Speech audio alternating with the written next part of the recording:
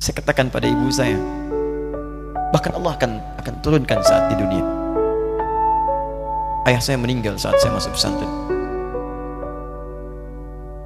Dan baiknya saya rasakan luar biasa. Beliau mengajar di musalla kecil dulu, sekarang jadi masjid. Itu saya selalu di bawah. Beliau mengajar, saya tidur. Sekarang gantian saya mengajar, beliau tidur. Dan kadang di pangku gendong sampai pulang. Saya pernah sengaja pura-pura tidur untuk ingin tahu apa yang dikerjakan ayah saya di jalan. Jaga betul supaya nggak bangun. Begitu saya disimpan di kasur dan bangun, diajak bercanda. Saya mau masuk pesantren, dia nggak sempat ngantar. Saya bertemu, beliau menangis, peluk saya, minta maaf, nggak bisa ngantar ke pesantren. Saya belum mengerti apapun saat itu. Saya bertekad, insya Allah saya belajar dengan sungguh-sungguh. Sepekan, 2 pekan saya dapat panggilan pulang. Saya tanya pada kakak saya yang ikut, sekarang ada di sini. Di mana ayah? Beliau nggak jawab. Sampai di Bandung, paman saya, beliau sekarang saya ke MUI Jawa Barat, langsung menyampaikan, nampaknya nggak akan terkejar sampai sana, mungkin sudah dimakamkan. Saya ngerti, paham saat itu bahwa beliau telah wafat. Saya pulang. Maghrib saya sampai, saya dapati ibu di ruangan tengah. Saya datangi, saya menahan tangis, tidak menangis sedikit untuk membahagiakan ibu saya. Saya datang, saya peluk, saya temani tidurnya. Itu pertemuan saya dengan ayah saya terakhir di mimpi. Saya bermimpi mulia. Sudah pakai kemeja, tersenyum, mendatangi saya. Sudah. Besoknya saya cari kamar. Ternyata Allahu Akbar, apa yang selama ini saya pelajari di pesantren, kitabnya sudah ada di kamar semua. Jadi siapkan. Saya menangis saat itu, saya bawa mushaf. Jadi bapak saya, ayah saya, itu bajunya pun saat wafat dibagikan kepada sahabat-sahabatnya. Bajunya, kitab-kitab ini dibagikan. Ibu saya menunjukkan kemudian ada jam yang nanti nak pakai. Saya bilang simpanlah. Saya bawa mushaf. Dengan mushaf itu saya duduk di ruangan tengah, saya menghadap ke kiblat dan saya mohon kepada Allah. Ya Allah, saya tak punya kemampuan lagi membahagiakan ayah saya saat hidup di dunia. Tapi mohon jadikan setiap huruf dalam Al-Quran ini, ya Allah, pahalanya mengalir untuk ayah saya. Begitu saya bacakan saat itu, tak bisa saya berhenti. Dan tiba-tiba langsung masuk ayatnya, artinya, posisinya, nomornya. Gak pernah berhenti, masuk. Saya bertekad ingin berbuat baik. Puncaknya saya sekolah. Ibu, ya Allah, saya ingin berbakti pada ibunda saya. Anda tahu apa yang terjadi? Demi Allah saya katakan, ketika Anda bersama ibu saya, Bu, Pak, itu krisis 97, Pak. Waktu krisis saya masuk pesantren, saya diberikan sempurna bekal seperti anak-anak lain. Rupanya ibu saya sudah tanya kepada santi-santi, orang tuanya, berapa bekal Anda kasihkan? Dikasih yang paling tinggi itu dikasihkan pada kami tiap bulan. Saya terima. Satu kali libur saya pulang dari jauh, ibu saya tersenyum melihat sedang timur pakaian lihat saya. Begitu saya tiba, kaget saya. Ini kok pakaian ibu saya? Pakaiannya nggak cocok dipakai gitu. Ini bukan pakaian ibu saya. Kayak kain pel lah kalau sekarang. Saya masuk ke rumah, saya kejar, saya buka pakaiannya, lemari. Saya nggak temukan sedikit pun. Saya kejar kakak saya. Dia sudah siapkan makan. Kak perempuan kami yang kedua. Mana pakaian ibu saya? Perhatikan jawabannya. Dia menangis saat itu. Dia bilang, mama itu telah menjual semua perhiasan dan pakaiannya untuk pendidikan kamu. Jual. Untuk kita, katanya. Jual.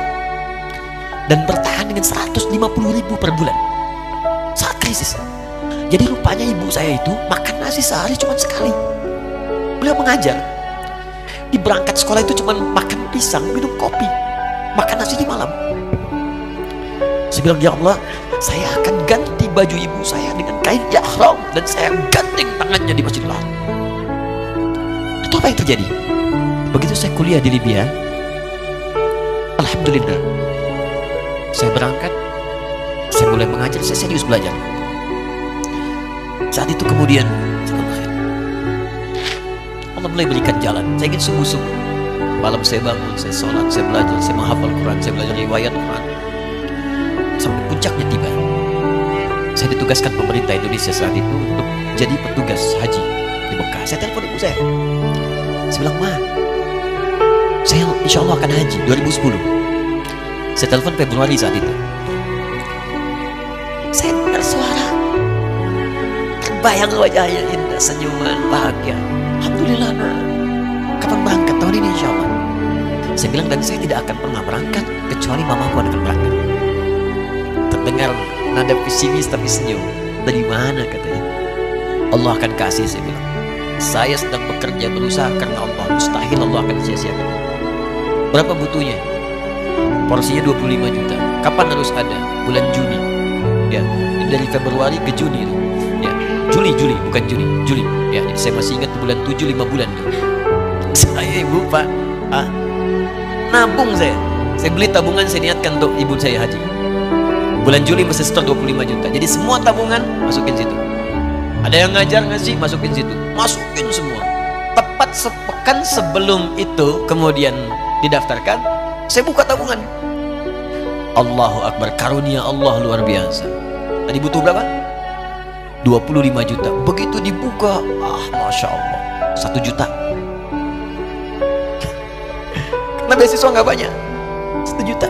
Tapi 3 hari sebelum daftar, entah dari mana ibu-ibu pengajian nih KBRI datang. Ustaz, ibu katanya mau haji juga ya. Ustaz mau haji ya, ibu ikut ya. Sudah nggak usah dipikirin, nanti kami yang pikirkan semuanya. Tiba-tiba dikirim, bayar porsinya di sana, dapat koper paling besar. Bayangkan, tadinya kopernya belum datang, telepon lagi, nah koper belum datang katanya.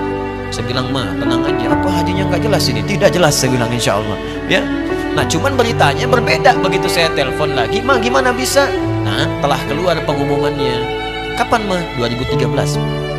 Loh kan saya hajinya 2010, nggak bisa, harus 2010. Lihat kalimat ibunda saya. Nah, jangan pernah mengambil hak orang lain. Kalau kasih 2013, alhamdulillah. Saya bilang, Ma, kita tidak harus mengambil hak orang lain, tapi kita meminta kepada Allah yang memanggil kita. Boleh jadi Allah akan berikan tambahan kuota pada tahun ini. Doa lagi, minta nambah masjid. Tiba-tiba ada sidang oki di Istanbul saat itu, keputusan 1.000. Setiap ada 1.000 muslim, 1 kuotanya. Saat itu Indonesia dapat tambahan 22.000, termasuk ibu saya ada di situ. Ya, acara malam Al-Qadar 27 Ramadan, malam masih ingat betul. Saya jadi MC dengan rektor pada saat itu. Saya nggak pernah bawa handphone. Tiba-tiba handphone itu saya bawa. Berbunyi kemudian telepon itu. Saya minta pada rektor izin, saya angkat dulu. Diperkenankan. Saya kemudian ke belakang masjid, saya angkat. Tiba-tiba saya dengar suara sudah menangis. Nah, katanya, kenapa, Ma? Alhamdulillah, Mama bisa haji. Ternyata kuota itu termasuk ibu saya. 5 bulan, Pak. Wena biasa. Nggak bayar tambahan, nggak ada macam-macam, bisa berangkat. Begitu saya berangkat duluan, saya tungguin betul di apartemennya, di maktabnya sampai datang. Begitu sudah datang, saya nggak sapa. Saya lihat dari jauh. Bahagianya saya bisa mengganti pakaian tadi yang lusuh dengan kain ihram. Saya perhatikan, saya ikuti dari belakang. Di lift, saya ikuti. Di jalan, saya ikuti. Begitu sampai Masjidil Haram, saya gandeng tangannya. Ma, kita sama-sama. Baik Allah, baik Allah, saya tawa, saya gandeng ibu saya lindungi supaya dapat kenikmatan dalam tawafnya. Begitu saya rasakan bagaimana Sayyidah Hajar bekerja keras untuk Ismail. Saya balas di situ, saya gandeng tangan yang kanan. Saya minta pada Allah, muliakan ibu saya, Allah muliakan ibu saya, muliakan, berikan saya kesempatan membahagiakan. Cuman yang kanan digandeng, yang kiri kosong, karena sudah tidak ada. Ketika Anda belajar pun untuk menjadi ulama, Allah akan muliakan Anda. Orang tua Anda akan dapat bagiannya. Yang hafal Quran itu Musa, yang bisa haji bapak ibunya. Kemarin saya jadi Amirul Hajj dari kedutaan Saudi berangkat, membawa 350 orang rombongan. Siapa yang saya bawa? Ahli Quran yang hafal Quran, anak-anaknya. Ahmad Kamil yang haji, pengajarnya, murabbinya, ibunya, temannya, banyak yang berangkat. Yang berangkat siapa? Calon ulama.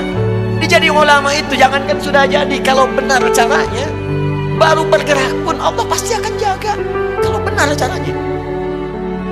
Di satu pertanyaan tadi, pilih mana orang soleh atau ulama? Jangan pisahkan. Karena jadi ulama itu adalah tingkat tertinggi bagian dari orang soleh. Jadi Mesti ada yang jadilah di keluarga. Pilih satu mungkin ahli Quran, dua ahli hadis, yang lain dunia, tapi dunia diniatkan membantu ibadah. Jadi arsitek buat bangun masjid, bangun pesantren, pahala banyak. Insya Allah akan dibuka oleh Allah. Insya Allah.